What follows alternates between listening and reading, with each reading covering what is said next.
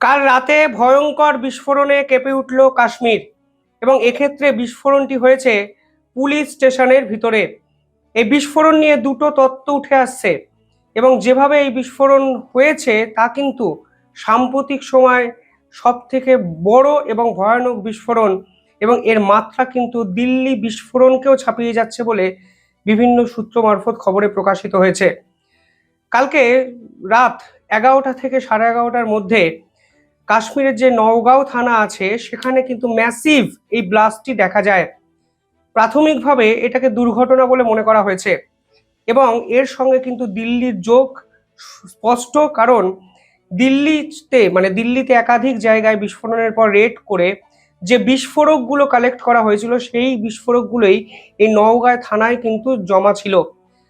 তথ্য বলছে ডক্টর মুজাম্মিল, যার বাড়ি থেকে প্রায় 360 কেজি অ্যামোনিয়াম নাইট্রেট পাওয়া গেছিল, সেই অ্যামোনিয়াম নাইট্রেটই কিন্তু কাশ্মীরের নওগাঁও থানায় কিন্তু রাখা ছিল এবং কালকে যখন ফরেন্সিকের টিম এবং পুলিশের টিম সেই অ্যামোনিয়াম নাইট্রেটগুলোকে পরীক্ষা করতে চায় ঠিক তখনই বিস্ফোরণটি হয়ে যায় এবং মনে করা হচ্ছে আপাত দৃষ্টিতে এটি একটি দুর্ঘটনা, কিন্তু দুর্ঘটনার প্রাবল্য এতটাই বেশি যে কাল অবধি অফিসিয়াল যে তথ্য সামনে এসেছে সেখানে বলা হচ্ছে প্রায় 27 জন মৃত্যুর মুখে ঢলে পড়েছেন এবং অফিসিয়ালি 8 জন কিন্তু মৃত। অফিসিয়াল যে তথ্য এসছে সেগুলোই আমি আপনাদের সামনে বলছি, কিন্তু অনেকে মনে করছেন এই সংখ্যাটা কিন্তু 50-এর বেশি ছাড়িয়ে যাবে, কারণ যে বিস্ফোরণের ছবি ভিডিও আপনারাও দেখতে পাচ্ছেন স্ক্রিনে তা কিন্তু ছোটোখাটো কোনো মামুলি বিস্ফোরণ নয়। পাশাপাশি আরও একটি তথ্য আমাদের সামনে এসছে যেখানে বলা হচ্ছে যে 2900 কেজি যে অ্যামোনিয়াম নাইট্রেট উদ্ধার করা হয়েছিল সেই 2900 কেজি অ্যামোনিয়াম নাইট্রেটের কিছুটা অংশ কিন্তু এই নওগাঁও থানায় ছিল এবং কালকে ফরেন্সিকরা দিল্লি বিস্ফোরণে তদন্ত করতে ফরেন্সিক এক্সপার্টরা যখন পৌঁছান তখনই ভুলবশত এই দুর্ঘটনা কিন্তু কোনোভাবে হয়ে যায়।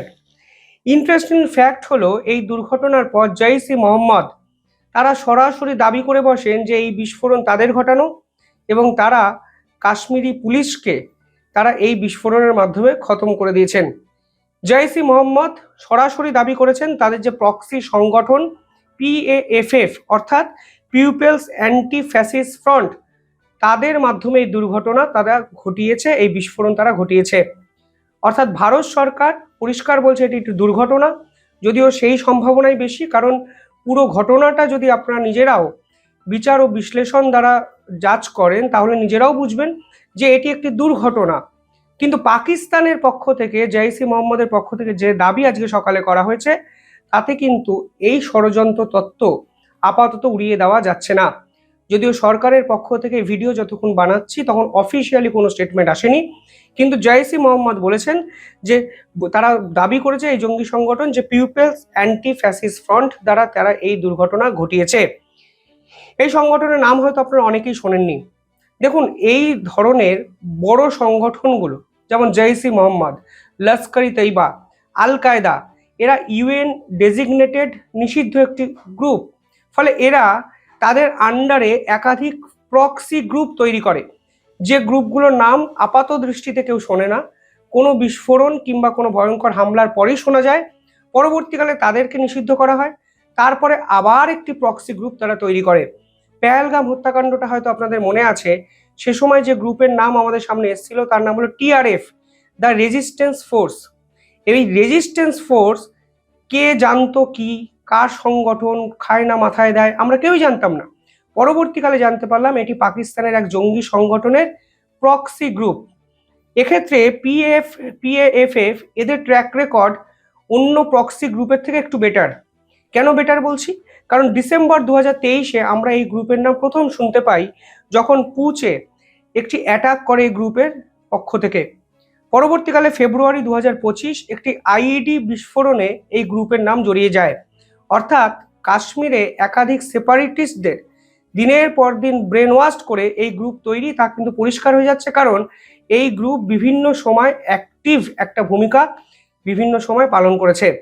আর সেই গ্রুপের নাম কিন্তু এই কাশ্মীরের নওগাঁ বিস্ফোরণে জড়িয়ে গেল এবং এই বিস্ফোরণ আলটিমেটলি এটা প্রমাণ করছে যে ভারত হয়তো বড়সড় বিপদের মুখে প্রতিনিয়ত একটু একটু করে চলে যাচ্ছে।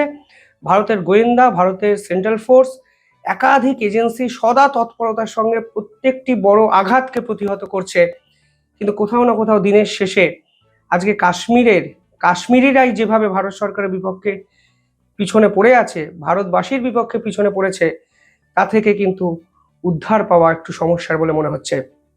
শেষ দুদিনে 600 জনকে গ্রেফতার করা হয়েছে নতুন করে কাশ্মীরে, এবং প্রায় 500টির বেশি সার্চ অপারেশন চালানো হয়েছে কেন্দ্রীয় গোয়েন্দা সংস্থার পক্ষ থেকে।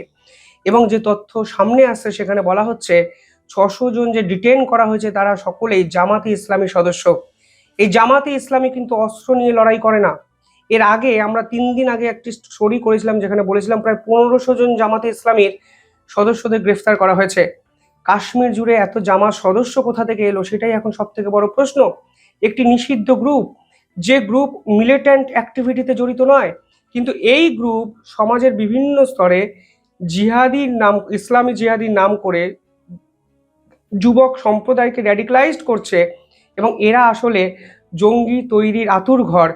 এবং ভারতের গোয়েন্দারা তাই এই গ্রুপকে পার্টিকুলারলি আইডেন্টিফাই করে তাদের সঙ্গে জড়িত সকল ব্যক্তিদের কিন্তু গ্রেফতার করছেন।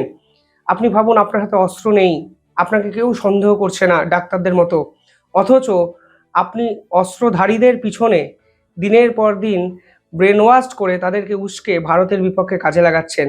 ফলে এটা কিন্তু অনেক বেশি ভয়াবহ প্রবণতা। এই গ্রুপকে নিষিদ্ধ করেছিল ভারত সরকার 2019 সালে শেষবারের মতো, এবং 2024 সালে ফের একবার এদেরকে নিষিদ্ধ ঘোষণা করা হয়। তারপরেও এই গ্রুপ সাইলেন্টলি গ্রাউন্ড লেভেলে তাদের অর্গানাইজেশন ডেভেলপ করে এই ধরনের ঘৃণ্য কাজ করছে।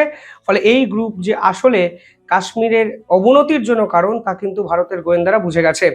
পাশাপাশি আরও ইম্পর্টেন্ট আর একটা তথ্য কালকে সামনে এসছে, সেখানে বলা হচ্ছে কাশ্মীরের বিস্তীর্ণ অঞ্চল জুড়ে দিল্লি বিস্ফোরণের সঙ্গে জড়িত 24টি জায়গায় কালকে সার্চ করেছে ভারতের গোয়েন্দা সংস্থা। এবং ইন্টারেস্টিং বিষয় হলো 15 জনকে ডিটেন করা হয়েছে যাদের সঙ্গে দিল্লি বিস্ফোরণ কাণ্ডের একটা যোগ কিন্তু ফুটে উঠেছে। এবং ইন্টারেস্টিং ফ্যাক্ট কি জানেন, 15 জনের মধ্যে 5 জন হলো ডাক্তার। অর্থাৎ সেই হোয়াইট কলার টেরর মডিউল, এই মডিউল যে কতটা দূর বিস্তৃত হয়েছে তা আমরা কেউই বুঝতে পারছি না। ফের 5 জন ডাক্তার জড়িয়ে পড়লেন এই বিস্ফোরণ কাণ্ডে।